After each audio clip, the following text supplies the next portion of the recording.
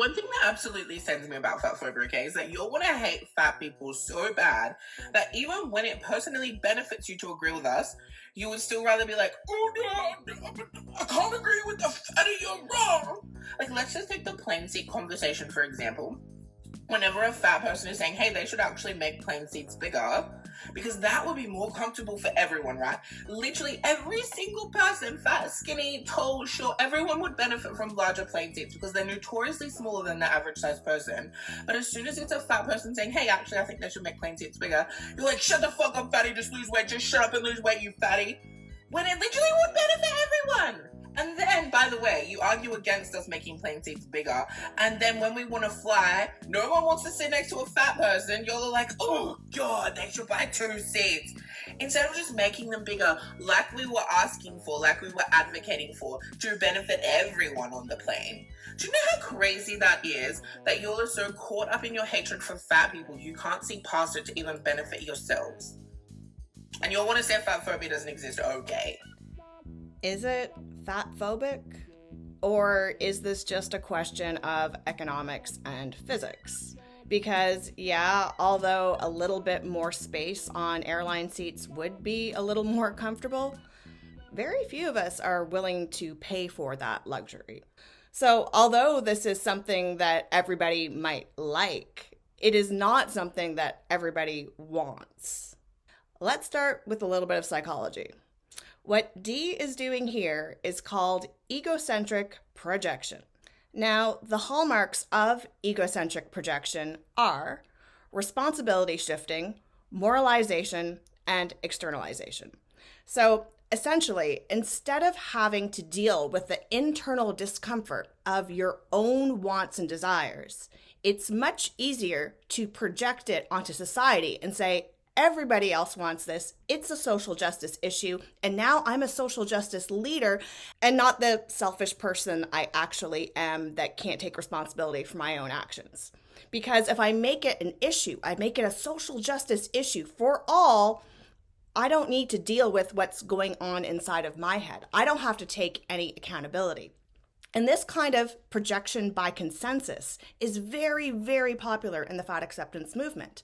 Because in order for them to sell what they want, they need to sell it as something that everybody wants, even though what they want would be detrimental to the rest of society.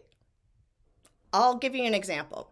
Let's say an alcoholic goes on vacation to Mexico, and for the first time, they discover bars where you pay a flat rate and then you can drink all night long. And they think, wow, this is fantastic. Everybody likes an open bar. We should adopt this at home. So then they start promoting it as a service for all. Don't we all want to have all-you-can-drink bars? At weddings, people love an open bar. So why shouldn't all bars be open and we just pay a cover to get in and then we can drink all night? Well, this would be pretty detrimental to society. In vacation hotspots, this model can survive. Their drinks are diluted, and they also have the people that are there on holiday and want to party more. But in your normal city, this would increase alcoholism. This would increase danger. This would be really, really hard to regulate in a normal city. But the alcoholic can sell it as this is beneficial for all in order to not confront their own desire to have all you can drink. So in order to not confront their problem, it's easier to project the need onto the rest of society. So that is what D is doing here. D wants the bigger seats, but instead of selling it as I need bigger seats, all fat people need bigger seats, it's easier to sell if everyone would benefit from bigger seats. But would we? Would we really? And even if we would we pay for it? Because historically, I say no. If we look at human spending patterns, all sorts of products are available in all sorts of qualities. You can spend $40 on a chair or $1,200 on a chair. You can spend $20,000 on a car or $120,000 on a car. We have a range of quality from basic functionality to high luxury.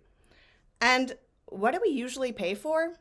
Well, a lot of us opt for the cheapest functional model, but most of us opt for middle of the range, good enough quality.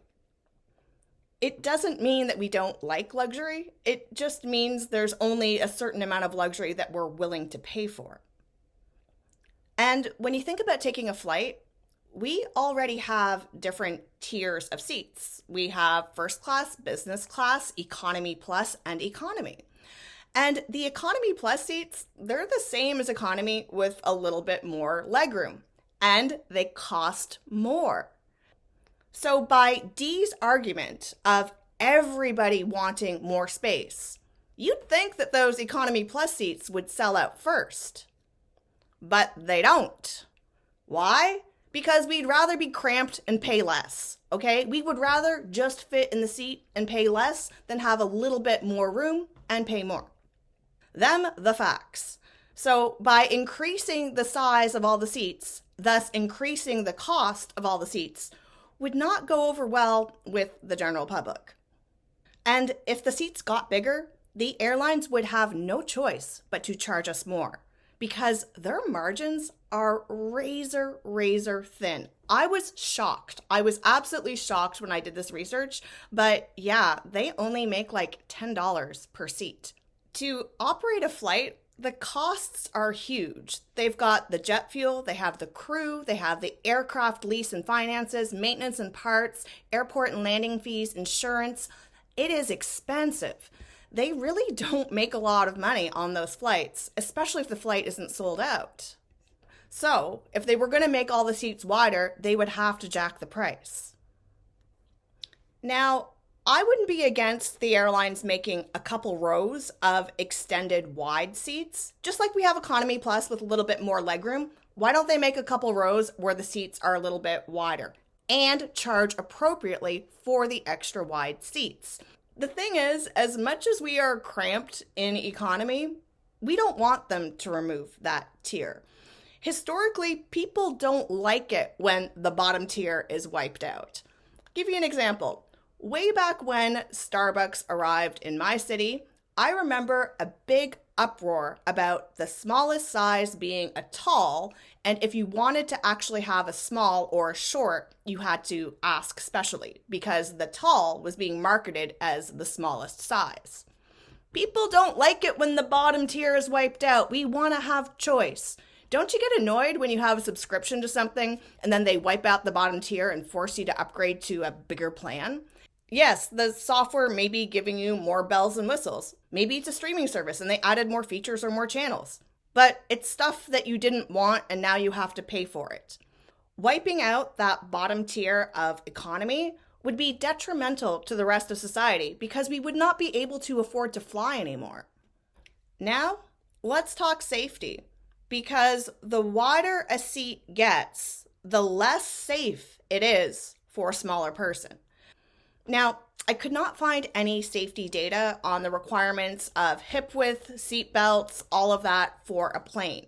But I did find the data about seat belt width for cars. And if I use the same math, again, this is an estimate because this is from a car, not a plane, it shows that the wider the seat gets, the less safe it becomes for the smaller person. And if we extend the seats by 2 inches or 4 inches, all of a sudden, your average to small adult needs a booster seat to properly fit in the seat. So knowing that, does having bigger seats actually benefit everyone? Because if the obese passenger fits comfortably in their seat and is safe and tight in their seat, guess what? The thin passenger is rattling around in theirs. So is it something that actually benefits everyone? I don't think so.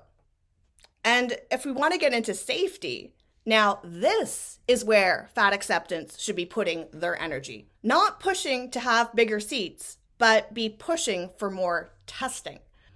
Because the testing that has been done on planes for safety has never included obese passengers.